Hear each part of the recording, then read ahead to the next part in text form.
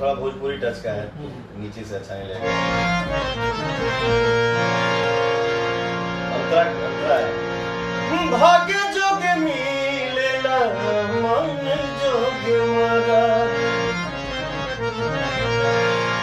भाग्य जोगे मिलेला मन जोगे मरा। जहाँ से है और धांगिनी के जवन समझेला दर्द, राजा के करे जाने समा गईनी हो पा गईनी। जैसा यहाँ तक जैसा सोचल रही हम ऐसा सखी रे बार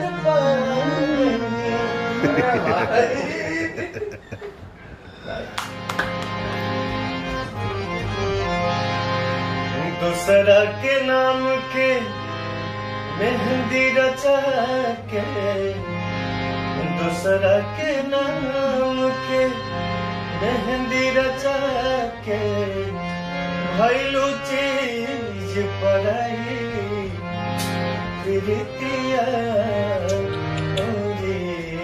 कितना सताई। दूसरा के नाम के मेहंदी रचा के, भइलू चीज पराई प्रीतिया।